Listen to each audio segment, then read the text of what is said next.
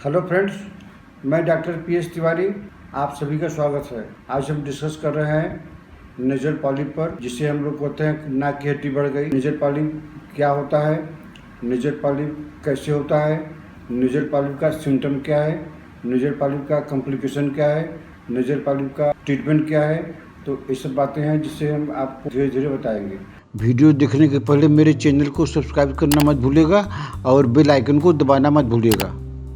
तो सबसे पहले बात है कि नेजल पॉलिप क्या होता है।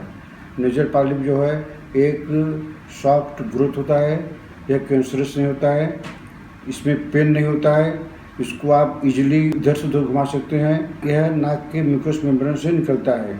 तो आपको मैं समझा दिए कि जो है नेजल पॉलिप क्या होता है।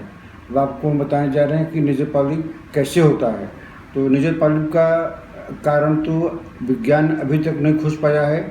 इसका कारण इटियोलॉजी है, माने अननोन काज है, लेकिन फिर भी कई कारणों से नेजल पॉलिप होते देखा गया है। जैसे क्रॉनिक नेजल इन्फेक्शन, अगर जो है आपके नाक में कोई भी इन्फेक्शन बार बार हो रहा है, जैसे फोड़ा फुंसी हुआ या कोई भी इन्फेक्शन हुआ, तो आप जो है नेजल पॉलिप के दायरे में आ सकते हैं।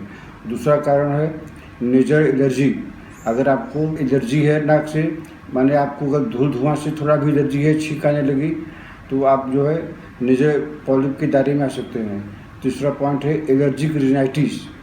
ये जो है बात में ज़रा भी ठंडा लगा या कुछ भी हुआ, आपको जल्दी सर्दी लग जाती है, तो आप अपने को अलर्ट कर लीजिए कि हमको नेजल पॉलिप होने वाला है, तो उस पर आप स्पेशल ध्यान दीजिए। और चौथा कारण है साइनोसाइटिस। अगर आपको जो है ज़रा भी साइनस हो गया, माथा में दर्द हो गया, आप एलोपैथी दवाई खा लिए, तो ये साइनोसाइटिस हो गया, जो कि ये जिसको होता है बहुत तकलीफ होता है, बहुत दिन तक दवाई खानी पड़ती है। तो जिनको साइनोसाइटिस है वो भी इसके लपेट में आ सकते हैं। यह कोई ज़रूरी नहीं है कि ये सब सिम्टम आपके अंदर हैं, आपको नेजल पॉलिप ही है, लेकिन नेजल पॉलिप होने का चांस ज़्यादा रहता है। तो अब हम यह देखेंगे कि नेजल पॉलिप के सिम्टम क्या क्या हैं। नेजल पॉलिप के सिम्टम जो हैं, पहला सिम्टम तो है कि नाक का बहना। नाक जो है सर्दी में सबका नाक बहती है, लेकिन इसमें जो है नाक का बहना एक स्पेशल पॉइंट है कि आपकी नाक का बहना बंद ही नहीं होगा, सुबह शाम या जब भी होगा आपका नाक बहने लगेगा। दूसरा सिम्टम है कि नाक का बंद होना। तो हर सर्दी में नाक बंद हो जाता है, लेकिन इसमें एक खास विशेष है कि आपका नाक हमेशा ही बंद रहेगा, आपको मुंह से सांस लेना पड़ेगा, नाक हमेशा बंद रहेगा। दूसरा पॉइंट हो गया। और तीसरा पॉइंट हो गया कि नाक से स्मेल चला जाना, आपको नाक से कोई गंध नहीं मिलेगी कि क्या चीज़ का गंध है। चौथा पॉइंट है खर्राटा इतना तेज आएगा कि आपके पास कोई आदमी सोया रहेगा तो उसकी नींद डिस्टर्ब हो जाएगी। और अगला कारण है स्लीप एपनिया। इसमें जो है पेशेंट जो है सोने में जो है डिस्टर्ब होता है, वो सोए उठ के बैठ जाता है और बैठे बैठे सोता रहता है, उसको पता नहीं चलता है। या जबकि ये थोड़ा डेंजरस चीज़ है। इसमें जो है हार्ट फेल होने की समस्या हो जाती है, शरीर में ऑक्सीजन कम होता है। एक कारण है कि माथा भारी रहता है, हमेशा कुछ काम करने की इच्छा नहीं होती है। तो ये जो 4-5 सिम्टम आपको बताए हैं, ये सब सिम्टम जो है आपके नेजल पॉलिप अगर हो गया है तो ये सब सिम्टम आपके अंदर रहेंगे।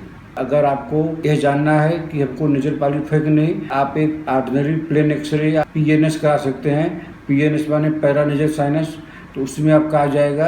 अगर उसमें नहीं आया तो आप इसके लिए नोज का एंडोस्कोपी या MRI करा सकते हैं। हालांकि MRI कराने की ज़रूरत नहीं है, वो प्लेन एक्सरे से ही जो है आपको मालूम पड़ जाएगा कि हमको जो है नेजल पॉलिप है। अगर जो है टाइम से आप इसका इलाज नहीं करेंगे तो आपको नेजल पॉलिप से ब्लीडिंग हो सकता है और नाक की सूंघने की शक्ति हमेशा के लिए ख़त्म हो जाती है। मार्केट में कई तरह के नेजल स्प्रे मिलते हैं, जो कि नेजल स्प्रे से नेजल पॉलिप तो एक बार टेम्पोररी आराम हो जाता है, लेकिन परमानेंट इलाज नहीं होता।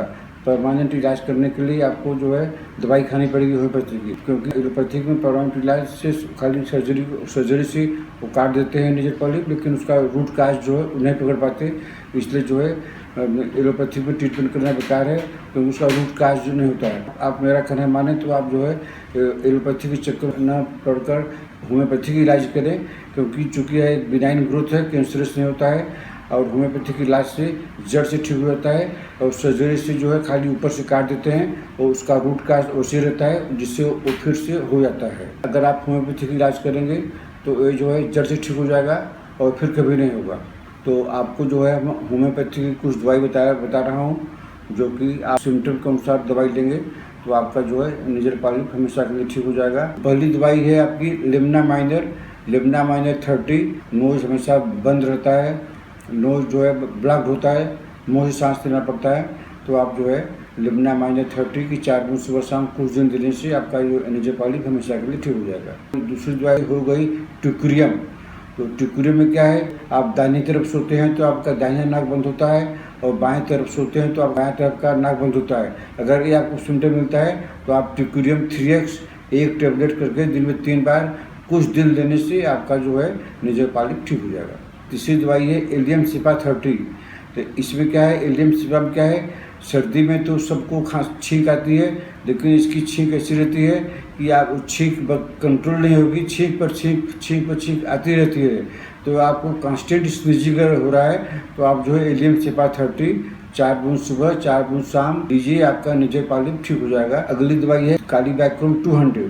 तो कालीबैक्रोम 200 आपको लेना है इस बेसिस पर कि आपका डिस्चार्ज जो है नाक जो है एकदम माने कफ से जो है और म्यूकस से भर गया है और नहीं जाम हो गया है, नहीं निकल रहा है। अगर वो निकलता भी है तो आप जो है एक बार साफ़ कर देंगे, वो एक बार में साफ़ नहीं होगा, वो तार की तरह एक झूलता रहता है, वह पूरा एक बार में नहीं साफ होगा, तार लगा रहेगा। अगर ये सिम्टम है आपका गोल्डन सिम्टम है, ये सिम्टम मिलता है तो आप कालीबैक्रोम 200 सप्ताह में एक बार 4 बूंद करके कुछ दिन दे दीजिए, आपका कुछ दिनों में नेजल पॉलिप ठीक हो जाएगा। अच्छा, तो आपकी ये सब दवाइयाँ हैं जो कि नेजल पॉलिप में काम करती हैं। अगर आपको राइट नॉस्ट्रिल में नेजल पॉलिप है तो आप जो सेंगुलिया नाइट्रिका और काली नाइट्रिका ले सकते हैं। दोनों की पावर 200 रहेगी। एक दवाई सेंगुलिया नाइट्रिका 200 4 बूंद सुबह लीजिए और काली नाइट्रिका 4 बूंद शाम को लीजिए। ये दोनों दवाई आप कुछ दिन लेंगे तो आपका जो है अगर राइट में है तो वो हमेशा के लिए ठीक हो जाएगा। और दोस्तों, अगर आपको जो है लेफ्ट साइड में है तो आप जो है कल क्रियाकर्म 200 हफ्ते में 2 बार ले सकते हैं। अगर आपको कल क्रियाकर्म का सिम्टम मिलता है, कल क्रियाकर्म का सिम्टम है कि फैट फेयर एंड फ्लेवी रहता है, चेहरे पर पसीना आता है, अंडा खाने की इच्छा होती है और थोड़े से में ही मौसम चेंज होने से जो है आपको सर्दी खांसी होती है, और लेफ्ट में है आप आंख बंद करके कल क्रियाकर्म 200 हफ्ता में 2 बार 4 बूंद करके ले लीजिए, तो आपका लेफ्ट नॉस्ट्रिल में है ये आपका जो है जड़ से ठीक हो जाएगा। अगर आपको नेजल पॉलिप से ब्लीडिंग होती है तो आप आंख बंद करके फास्फोरस 200 हफ्ते में 2 बार 4 बूंद करके ले लीजिए, तो आपको जो है नेजल पॉलिप से जो ब्लीडिंग होती है, जो ब्लीडिंग देख के आदमी घबरा जाते हैं, तो आप खाली फास्फोरस ले लीजिए, आपका जो है नेजल पॉलिप से ब्लीडिंग होना बंद हो जाएगा। इसके बाद भी अगर आपको कोई प्रॉब्लम है, कोई कन्फ्यूजन है, तो आप हमसे डायरेक्ट बात कर सकते हैं, हमको व्हाट्सअप कर सकते हैं, मैसेज कर सकते हैं। आशा है आपको हमारा यह वीडियो पसंद आया होगा। इसको आप लाइक कीजिए, शेयर कीजिए। तो दोस्तों, हमने एक नया चैनल स्टार्ट किया है जिसका नाम वर्ड ऑफ होम्योपैथी है।